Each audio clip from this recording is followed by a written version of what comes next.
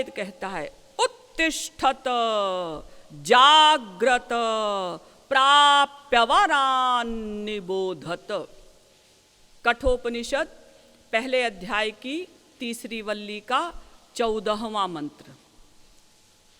उठो, उत्तिष्ठत, जाग्रत, जागो और प्राप्यवरान निबोधत, महापुरुषों के पास जाकर तत्व ज्ञान प्राप्त करो। और ऐसा भी नहीं कि वेदों में ही कहा गया हो। 18 पुराणों के बनाने वाले वेदव्यास जी भागवत में लिखते हैं, दुर्लभो मानुषो देहो देहिनां क्षणभंगुरः तत्रापि दुर्लभं मन्ये वैकुंठ प्रियदर्शनम। भागवत के 11वें स्कंद के दूसरे अध्याय का 29वां श्लोक। दुर्लभो मानुषो देहो, ये मानव शरीर अत्यंत दुर्लभ है और क्षणभंगुर भी है। नृदेहमाद्यं सुलभं सुदुर्लभं प्लवं सुकल्पं गुरुकर्णधारं मयानुकूलेन नभस्वतेरितं पुमान् भवाब्धिं न तरेत् स आत्मः। भागवत के 11वें स्कंद के 20वें अध्याय का 17वां श्लोक। इसका अर्थ क्या है? इसका ठीक अनुवाद तुलसीदास जी ने रामायण में किया।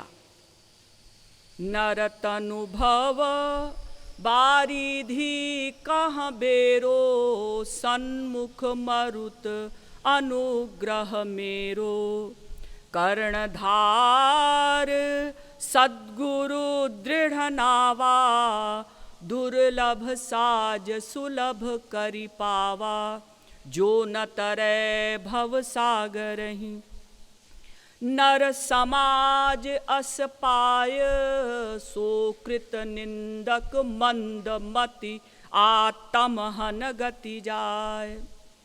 मनुष्य शरीर मिला और महापुरुष भी मिला।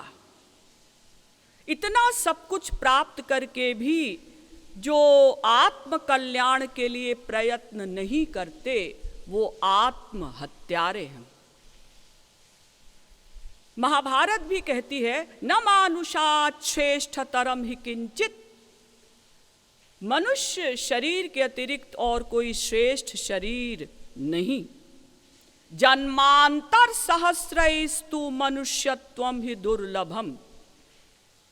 महाभारत, सहस्रों जन्मों के पश्चात कहीं ये मनुष्य शरीर मिलता है।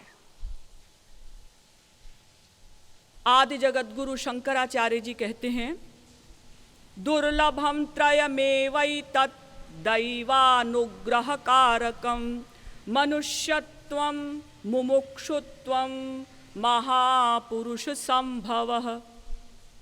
3 चीजें बड़ी कठिनाई से मिलती हैं। नंबर 1 मनुष्यत्वम, मनुष्य का शरीर।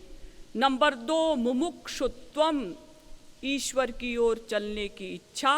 नंबर 3 महापुरुष संभवः, वास्तविक संत का मिलन। तो इसमें नंबर 1 मनुष्य शरीर मिलना बहुत कठिन है। कबहु करी करुणा नर देही देत ईस बिनु हेतु सनेही।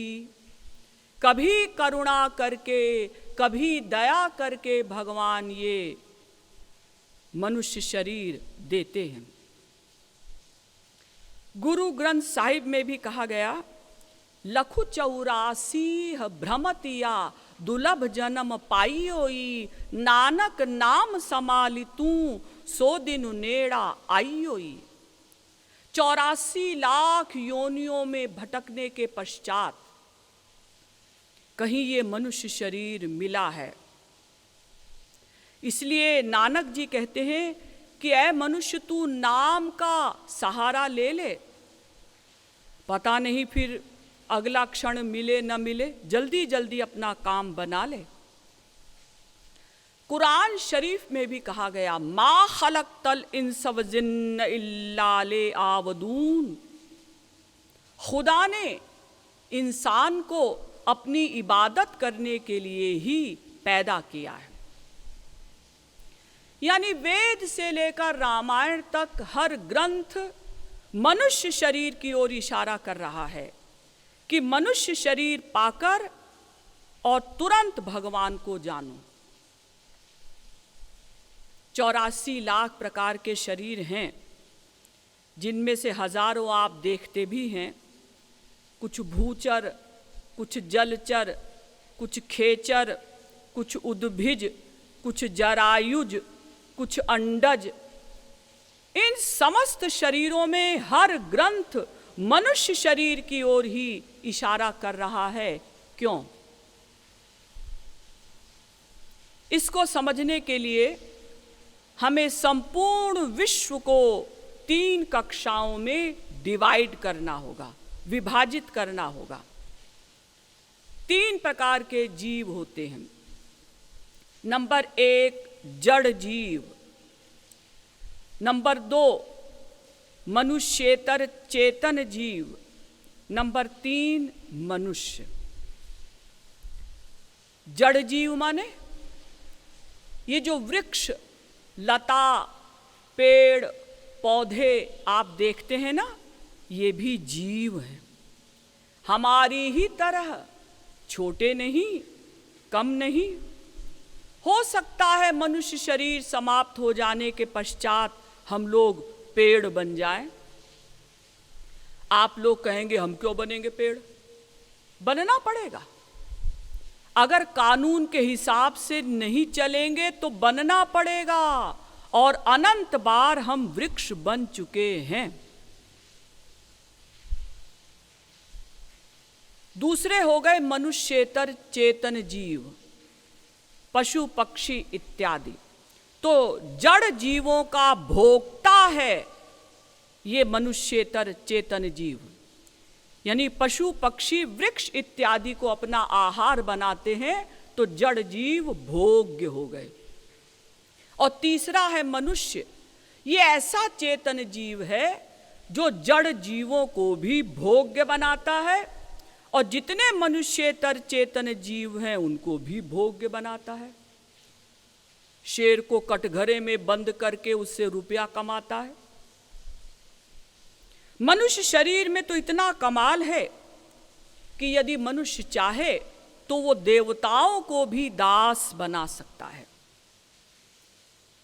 जैसे आप लोग बंदरों को नचाते हैं, सांपों को नचाते हैं, हंटर के डर से शेर से खेल करवाते हैं, ऐसे ही स्वर्ग संबंधी सिद्धियां प्राप्त करके आप देवताओं को दास बना सकते हैं।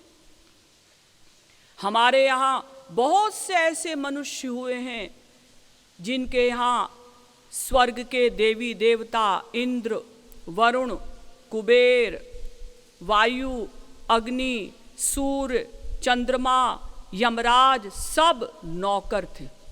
रावण के यहाँ सब नौकर थे।